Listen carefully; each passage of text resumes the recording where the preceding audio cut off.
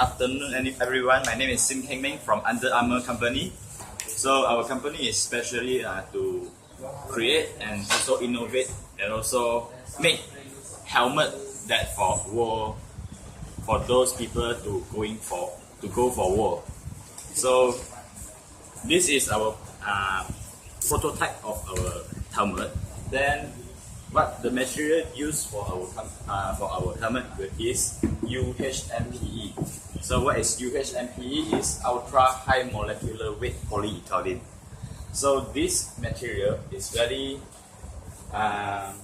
good in properties. You can see that high strength and modulus. So means that it can sustain a very high pressure and also very high force. So this can protect our head when we are going for war. Then next, excellent toughness. So if someone is shooting us, then this helmet can protect our head without damage from the high force of the bullet from the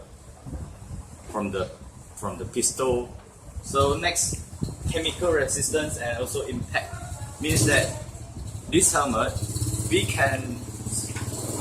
can save our arm, our shoulders life, because sometimes we go for the war, then the opposition will use those chemical attack to our shoulder. So we also need some material that can sustain from this chemical. So next, low moisture absorption means it can anti corrosion. So these are the material that used for our product, our helmet. So next I will explain about the design. Okay, so this is our second prototype of our product. So you guys can see that this is the smaller one.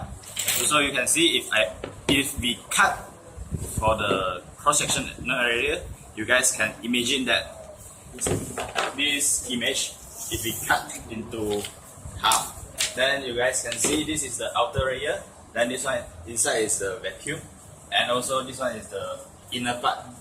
So the outer surface we use UHMPE with these properties, so it's very strong. Then we also will laminate one layer with coating. So after coating, the strength will increase around 20%. So will sustain the surface. Also for this helmet won't crack easily. So this is the purpose that why we decide to laminate the one layer of coating outside the surface. So coating. So why we put a small vacuum hose? We have this vacuum part in this in the middle. This can extend the impact, because once something that a very big force attack this from the outer surface, then this here have some time for this helmet to collapse. So this can protect our army's head. Also can rescue them from the outer force. So this is what our company decide to use this material, and also why we design our product with this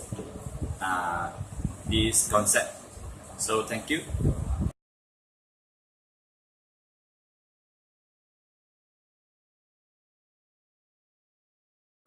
Okay, my name is To Hui Ling. I will going to introduce about properties and benefits of our product.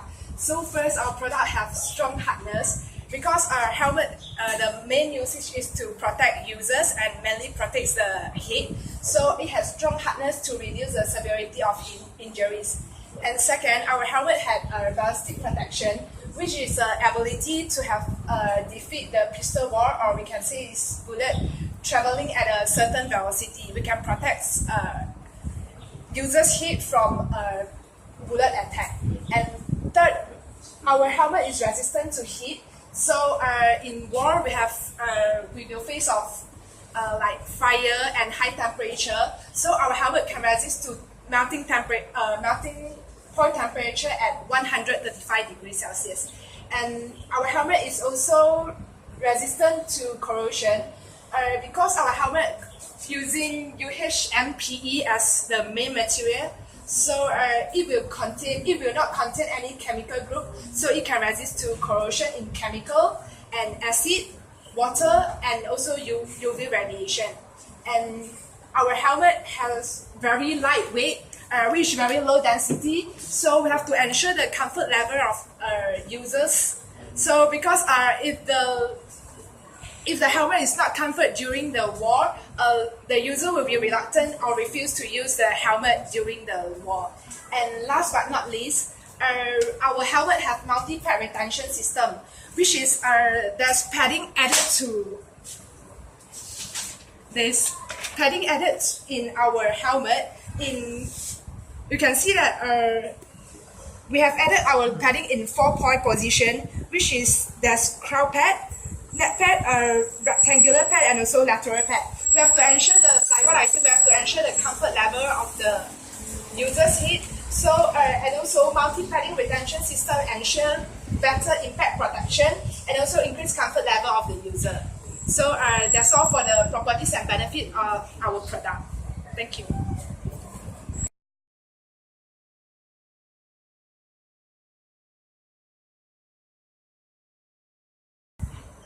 Hello, my name is Lee Ho, and now I would like to further more about the heat treatment process which we use to improvise our materials used in this war helmet. Because as we all know that the helmet produced by our company will be used by the soldiers inside the war. So in war, they have a lot of blind shooting where it will hit the helmet blindly. And now I would like to talk about the processes to alter the physical and chemical properties of the material that which we use to produce the products to save the soldiers' life and save our country.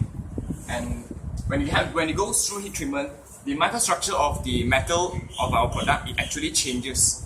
It changes in a way to improve the strength and durability of the material in it itself. And now I would like to move on to the first process, which we call annealing. Annealing is a process which we use heat to do everything. Which we use heat to fire up the metal into a specific temperature, which is very high, in elevated temperature, and then we cool it to a rate to produce refined microstructure.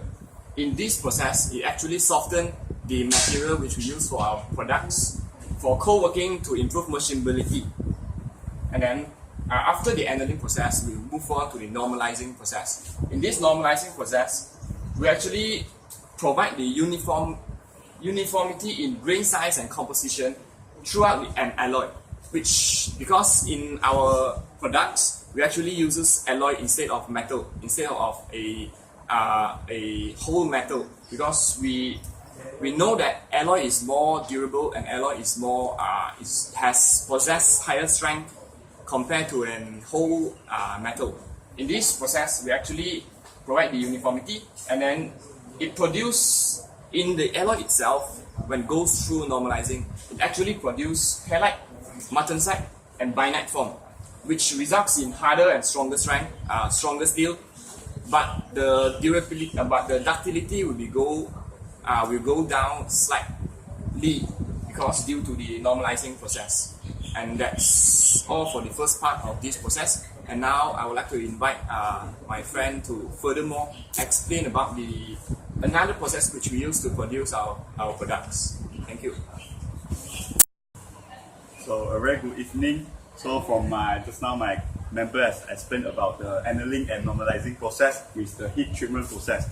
So now for me, I would like to go further on it about the process that we're undergoing on making the helmet, the war helmet. So the next process that I would like to explain is the quench metal process. So for quenching, as we know, quenching is a process that bringing a metal to room temperature after the heat treatment process with the annealing, normalizing. that to prevent the cooling process from dramatically changing the microstructure. As you know, a good war helmet, it must have a strong microstructure for the microstructure has to be more particular in size. So next, I would like to explain about how the quenching executed.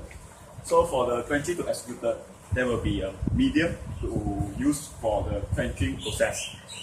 So for there are a few medium that we can use for the quenching process with the polymers, forced air convection, fresh water, salt water and oil.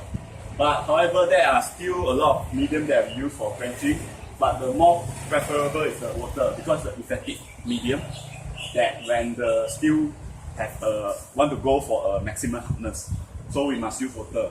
But that's the weakness of the water. The weakness of the water is that it can lead to metal to cracking on its size and also the distortion of the structure.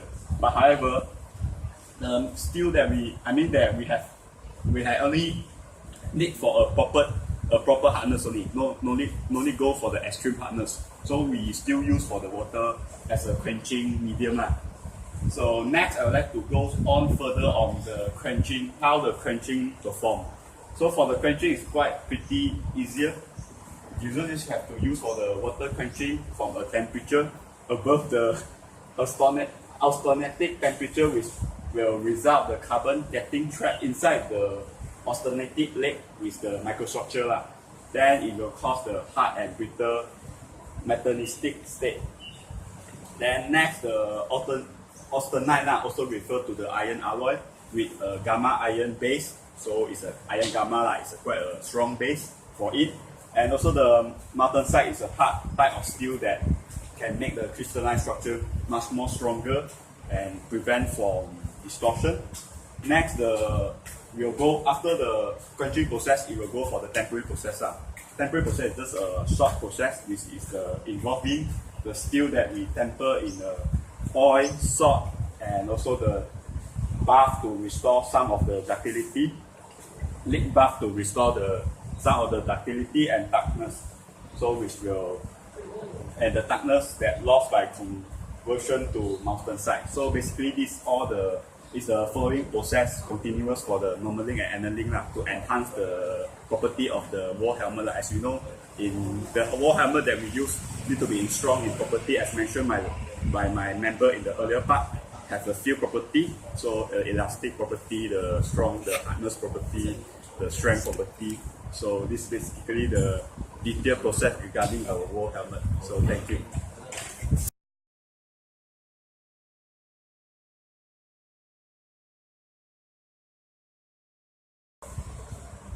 So let me summarize how our company, the Under Armour War Helmet Design Company, we are the product. And actually we use the carbon fiber and is the UHMPE. The UHMPE, the full name is the Ultra High Molecule Polyethylene, and the properties is the strong and hardness, resistant and heat and to corrosion chemical. And the last one is plastic protection. and in this way, our process and technique, and we use the analyzing and normalizing and quenching and separating. This is how our company the process and the product of the process. So that's all from our company, and thank you.